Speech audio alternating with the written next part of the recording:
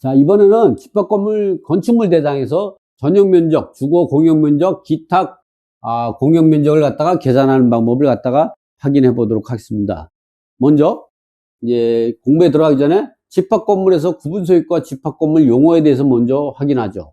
집합건물의 종류에는 아파트, 다세대, 빌라, 연립주택, 오피스텔, 상가형 공장 등이 있다. 이런 데에서 구분소유권이라는 게 있어요. 이 구분소유권은 여러분이 잘 알고 있는 건 뭐냐면 몇 동 몇 호 있죠? 503호에 대한 건물 소유권을 말하죠.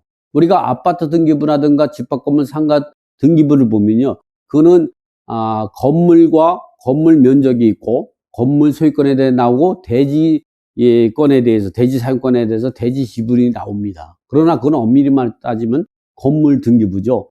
토지 등기부는 토지 등기부를 열람해서 확인해야 됩니다. 그러나 우리가 이 대지 사용권은 구분 소유권, 즉 전유 면적 비율에 따른 대지 지분은 전유 면적 부분이 주물내 주된 권리고, 대지 사용권은 거기에 대한 종물내 종된 권리이기 때문에 이 건물의 처분에 따라 종물이 움직이기 때문에 이제 아파트나 집합건물 상가에는 대지권이 표시가 되어 있는 거죠.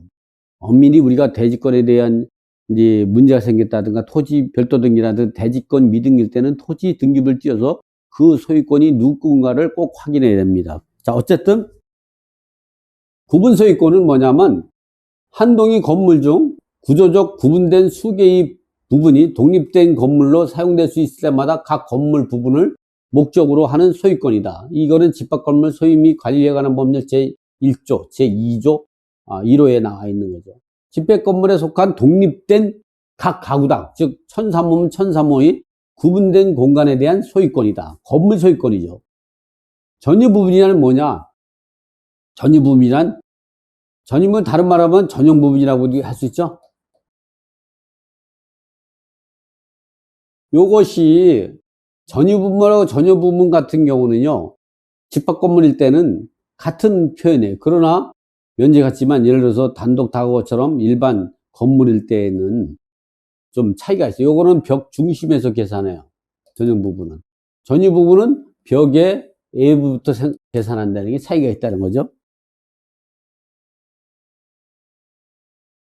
이 전유 부분이란 구분 소유권의 전용 부분으로 등기부상 표시된 내용이고, 일반적으로 건축물 대장이나 분양에서 전용 면적이라고도 부른다 이거죠. 그러니까 이렇게 보면 이제 이게 전용 면적이라는 거는 주택법상 표현이고 전유 면적이라는 건 건축법상 표현이라고 이렇게 이해하시면 돼요. 자, 보시면 전용 면적은, 여기서 전용 면적은 현관 안쪽이 실제 사용하는 면적으로 방, 거실, 주방, 화장실, 다용도실 넓이가 모두 포함되나 베란다, 즉 발코니 부분은 서비스 면적이기 때문에 제외된다. 세대별로 독립적으로 이용하는 공간으로 실제 사용하는 면적을 말하며 공동주택의 구분 소유권 등기에 기재되는 등기 면적이다. 등기부에 표시되어 있는 거죠. 동일한 표현일 때라도 주거 전용 면적이 차이가, 복도, 계단 이런 거 차이가 있고 주거 전용 면적이 큰 곳이 더 넓은 공간에서 산다고 볼 수 있다 이거죠. 그래서 주거 전용 면적 비율이 주거 전용 면적과 공급 면적을 이렇게 나누는 비율이 나오죠. 그리고 주거 공용 면적이라는 건 뭐냐면 아파트 건물 내에서 다른 세대와 공동으로 사용하는 공간을 말하죠. 계단, 엘리베이터, 1층 현관, 복도 등이 여기에 해당이 된다. 아파트 공급 면적을 계산할 때는 전용 면적, 주거 공용 면적을 말한다. 기타 공용 면적이라는 것은 뭐냐면 주거 공용 면적을 제외한 전체의 단지 공동으로 사용하는 관리사무소, 노인정, 기계실, 경비실, 지하주차장 및 지하층 면적 등을 말한다. 아파트를 구입할 시 계약 면적은 전용 면적, 주거 공용 면적, 그리고 기타 공용 면적에 해당이 되는데, 여기에서 기타 공용 면적에서 지하 주차장은 빼죠. 그러나 이제 우리가 상가나 이런 때 오피스텔 같은 경우는 지하 주차장 면적이기 때문에 공용 부분이 49% 차지하죠. 높게 차지하죠. 근데 아파트 같은 경우는 우리가 공용 부분이 차지하는 부분이 30%밖에 안 돼요. 왜냐면 지하 주차장이나 지하 기계실 이런 것들은 제외되기 때문에 그렇죠. 그러나 상가나 이제 오피스텔 같은 경우는 전용 비율이 51%인데 말아도 이 기타 공용 면적이 49%는 지하 주차장 면적까지 포함되기 때문에 어떻게 보면 상가나 오피스텔이 높은 분양가를 차지하게 되죠. 왜냐면 계약 면적이 더 높을 수밖에 없으니까. 그런 차이점이 있다. 서비스 면적은 발코니 즉 베란다의 면적을 말한다는 거죠. 자, 그럼 여기서 다시 이번에는 건축물 대장에서 전용 면적, 주거 공용 면적, 기타 공용 면적 확인하는 방법에 대해서 이제 알아보죠. 103쪽에 있는 집합 건축물 대장을 분석하는 방법. 전용 면적이 84.9 하나로 나와 있어요. 그리고 주거 공용 면적은 이 계단, 승강기, 홀 요게 19.77예요. 그리고 벽체, 벽 두께에도 주거 공용 면적에 해당이죠. 왜냐면 공동주택에서 우리가 보면 이 전용 면적은 어떻게 계산하냐면은 벽을 계산하지 않고 벽의 이제 외부부터 계산한다고 했어요. 그러다 보니까 어떻게 되냐? 이 벽에 요 벽 두께 있죠? 벽 두께. 이 벽 두께도 벽체 두께가 4.9가 포함되는 요게 주거 공용 면적이 포함이 되는 거예요. 여러분이 계산할 때 건축물 대장을 봤을 때는 계단실 면적, 승강기, 홀 면적뿐만 아니라 벽체가 나오면 이 벽체도 주거 공용 면적으로 포함이 된다. 요거까지 합쳐서 전체니까 계단, 승강기, 홀 19.77하고 요 벽 두께인 4.9를 합쳐서 총 주거 공용 면적이 24.67이다. 그래서 요거와 요거를 이 합친 금액에다 곱하기 0.392하면 이게 몇 평, 여러분이 알고 있는 몇 평형이 되는 거죠. 여기에 기타 공용 면적이 있습니다. 기타 공용 면적. 기타 공용 면적은 여기. 기타 공용 면적은 43.5 하나가 나와요.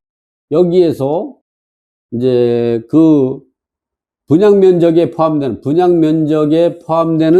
기타 공용 면적은 지하 주차장 38.47하고 지하 기계실 면적 5.04를 제외한 면적이 된다는 거죠. 그래서 이 건축물 대장이 그런 그 면적이 이제 없으므로 전용 면적과 주거 공용 면적만 합한 109.58 곱하기 0.302 하면 이게 몇 평형이 된다는 거죠.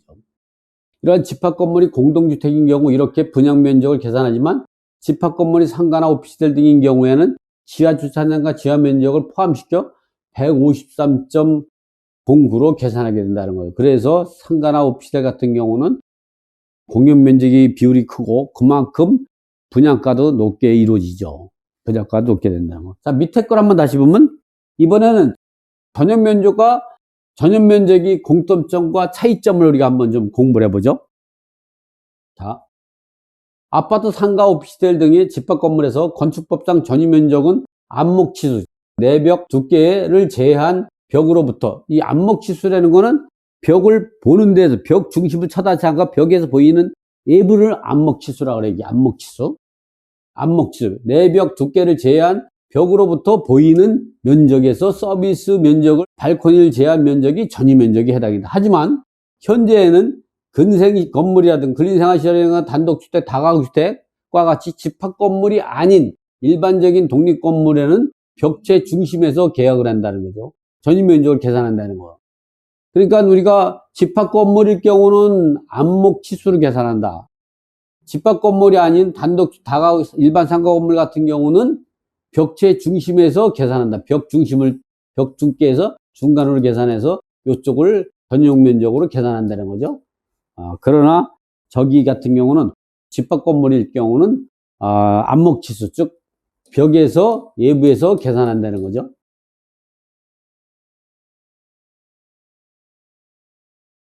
이렇게 아파트, 상가, 오피스텔 등의 집합 건물에서 주택법상 전용 면적은 안목치수에서 서비스 면적인 발코니를 제한 면적이 전용 면적이다. 그래서 현재 집합 건물에서 전용 면적은 건축법상 표현이고 전용 면적은 주택법의 차이가 없다. 다만 등기부와 건축물 대장은 전용 면적으로 표기하고 분양할 때 또는 분양 면적, 공급 면적을 계산할 때 주택법을 따르기 때문에 전용 면적으로 표기하고 있다. 이렇게 되죠. 자, 그럼 103쪽으로 한번 넘어가면 어떤 내용이냐면 건축물 대장이 나옵니다.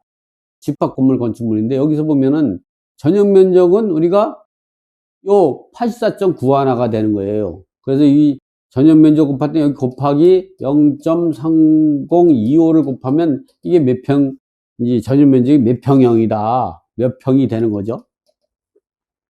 이번에는 이게 이제 아파트이니까 이제 우리가 기타 공용 면적을 계산할 때는 어떤 게 나오냐? 요건 계산하지 않죠. 근데 기계실도 계산하지 않고 또 여기 있네. 이게 19.77까지 포함한 거죠. 그리고 이 벽체 두께. 요거랑 이 면적하고 이 면적을 전부 합산에 곱하기 0.3025 하면은 우리가 주거 공용 면적이 되는 거죠. 주거 공용 면적. 이 주거 공용 면적이 되는 거죠. 주거 공용 면적이. 그리고 이것이 또 분양 면적이 되죠. 왜냐면 기타 공용 면적이 없으니까. 그래 이번에는 뭐냐면 이게 전체의 공급 면적은 어떻게 되냐? 전체의 공급 면적은 이제 이것까지 이제 플러스가 돼야 되는 거죠. 그리고 이게 상가일 때에는 이 면적이 전부가 분양 면적이 해야 되는 거죠. 근데 이게 공동주택일 때에는 이 면적만 이제 하고 지하주차장 지하 면적은 빼죠.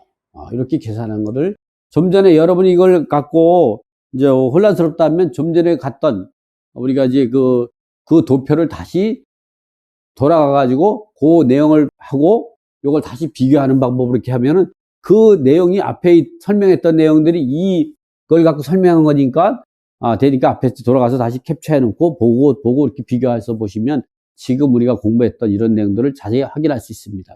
이렇게 전 강의에서도 우리가 기본적으로 우리가 그 분양할 때에 아파트나 집합 건물, 공동주택 또는 이런 부분에서 우리가 전용 면적 부분하고 그다음에 주거 공용 면적 또는 기타 공용 면적 거기서 우리가 이 공동주택에서의 그 분양 면적하고 또 집합 건물 상가나 오피스텔의 분양 면적 계산할 때에 공급 면적이 전체가 이제 그 분양 면적이 되지만 이 공동주택에서는 공급 면적에서 지하 주차장을 뺀 부분이 분양 면적이 된다는 사실을 좀 꼭 알고 있으면 우리가 실제 투자할 때 또는 전용 면적이라든가 공용 면적이라든가 이런 걸 계산할 때 도움이 될 것 같아서 오늘 강의를 해봤습니다. 오늘 강의는 이거로 마치겠습니다. 강의가 마음에 드시면 구독을 꼭 눌러주시기 바랍니다. 감사합니다.